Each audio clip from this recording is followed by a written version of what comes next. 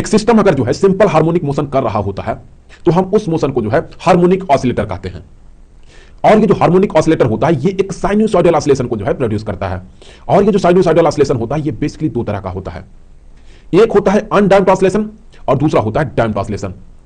तो हम इस वीडियो में सबसे पहले ये देखेंगे कि अनडैम्प्ड ऑसिलेशन क्या होता है, उसके बाद जो है हम डैम्प्ड ऑसिलेशन पर चर्चा करेंगे। तो अनडैम्प्ड ऑसिलेशन को समझने के लिए यहां पर मान लेते हैं कि हमारे पास जो है ये एक स्प्रिंग ब्लॉक सिस्टम है, और ये जो स्प्रिंग है ये अभी अपने नेचुरल लेंथ पे है, ना ही ये एलोंगेटेड है और ना ही ये कंप्रेस्ड है। अब हम क्या करते हैं कि अब हम इसे जो है यहां पर दबाते हैं कुछ इस डायरेक्शन में। तो हमने क्या किया, हमने जो है ब्लॉक को यहां तक पहुंचा दिया। सो ये जो ब्लॉक है इसे हमने यहां तक पहुंचा दिया दबा करके। तो ब्लॉक अभी मान लेते हैं कि यहां पर है इस जगह पर।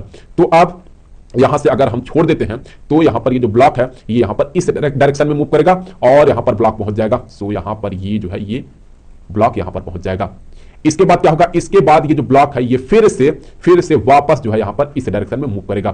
तो यहां पर देखिए ये होगा इसका मीन पोजीशन, और मीन पोजीशन के आगे पीछे जो है या कहें इधर उधर जो है ये कुछ इस तरह से ऑसिलेशन शो करेगा। तो यहां पर इसका जो एम्पलीट्यूड है वो कम नहीं होगा क्योंकि इसे कोई रोकने वाला नहीं है, तो ये हमेशा ऐसे ही ऑसिलेट करता रहेगा। तो यहां पर इस तरह के ऑसिलेशन को, जब इसका एम्पलीट्यूड कम ना हो तो हम इस तरह के ऑसिलेशन को जो है अनडैम्प्ड ऑसिलेशन कहते हैं। तो ये जो ऑसिलेशन है ये है अनडैम्प्ड ऑसिलेशन। लेकिन ये थ्योरेटिकली है, यहां पर हमेशा ये ऐसे ऑसिलेशन नहीं कर सकता है। प्रैक्टिकली देखें तो इसका जो एम्पलीट्यूड है वो घटेगा। क्यों घटेगा, चलिए उस पर भी हम चर्चा कर लेते हैं। यहां पर मान लेते हैं कि ये फिर से वही स्प्रिंग ब्लॉक सिस्टम है। आप क्या करते हैं कि इसे जो है हम फिर से यहां पर इस डायरेक्शन में जो है दबाते हैं। सो हमने क्या किया, हमने यहां पर जो है इसे यहां तक पहुंचा दिया, यहां तक इसे हमने पहुंचा दिया।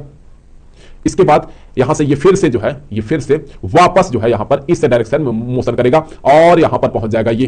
सो यहां पर ये जो है ये फिर से यहां तक पहुंच गया और ये फिर से जो है फिर से जब इस डायरेक्शन में मूव करेगा तो इसका जो एम्पलीट्यूड है वो घट जाएगा, और फिर से जब ये इस डायरेक्शन में आएगा तो ये अब इतना आएगा।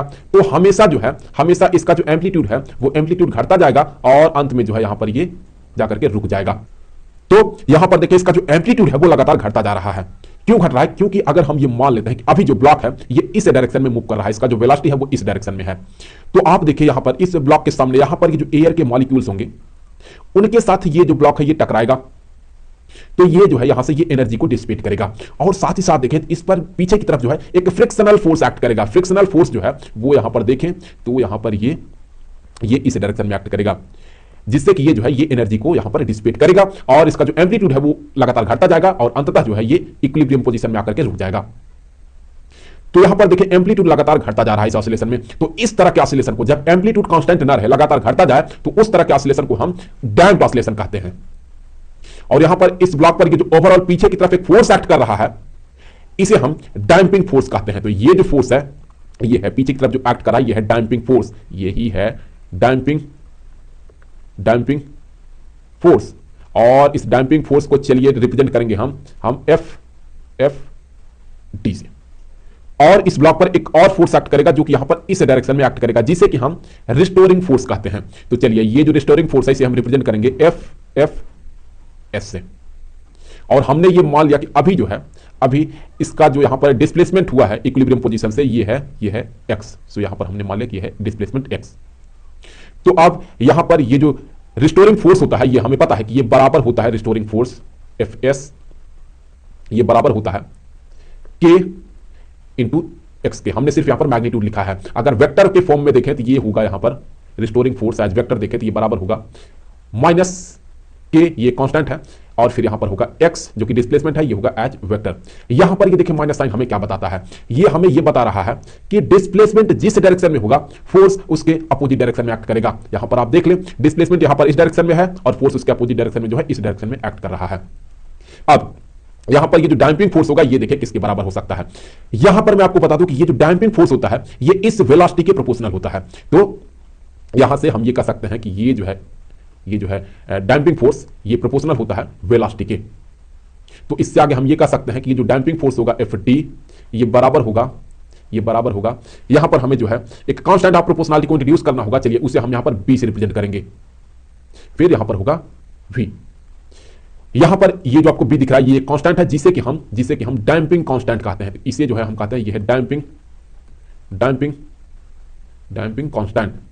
ये डैंपिंग कांस्टेंट जितना ज्यादा होगा, ये डैंपिंग फोर्स उतना ज्यादा एक्ट करेगा और ये जो है ये उतना जल्दी ऑसिलेशन करना बंद कर देगा, उतना ही जल्दी ये जो है ये अपने मीन पोजीशन पे आ जाएगा।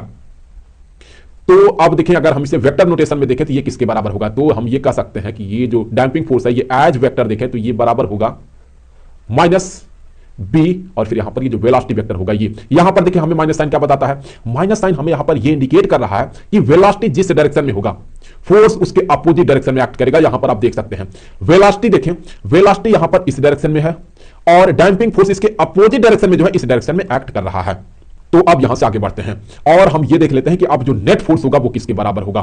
तो यहां पर ये जो नेट फोर्स होगा, चलिए नेट फोर्स को हम एफ से रिप्रेजेंट करेंगे, तो ये जो है ये एज वेक्टर ये होगा नेट फोर्स, तो ये बराबर होगा इन दोनों ही फोर्स के वेक्टर एडिशन के। तो यहां से हम ये कह सकते हैं कि ये बराबर हो गया F S as vector plus यहां पर ये होगा एफ डी एज वेक्टर के। तो यहां से हम वैल्यू को रख देते हैं, तो यहां से ये जो है नेट फोर्स ये बराबर हो जाएगा माइनस के एक्स एज वेक्टर, फिर यहां पर इसके जगह पर जब हम इसे लिखेंगे तो यहां पर ये प्लस और ये माइनस, यहां पर माइनस बना देगा, तो यहां पर ये हो गया माइनस बी, फिर यहां पर होगा वेलोसिटी वेक्टर।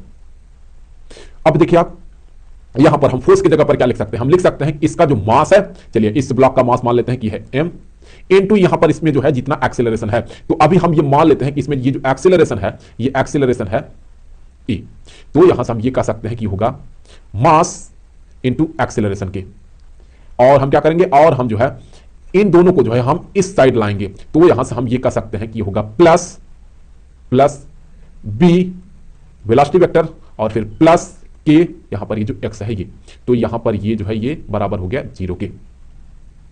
अब हम जो है इसे डिफरेंशियल के जो है फॉर्म में लिखना चाहते हैं, तो हम यहां से ये कह सकते हैं कि m एक्सेलरेशन की जगह पर हम लिख सकते हैं d2x by dt square plus b velocity की जगह पर हम लिख सकते हैं dx बाई dt प्लस के x इक्वल टू 0 के।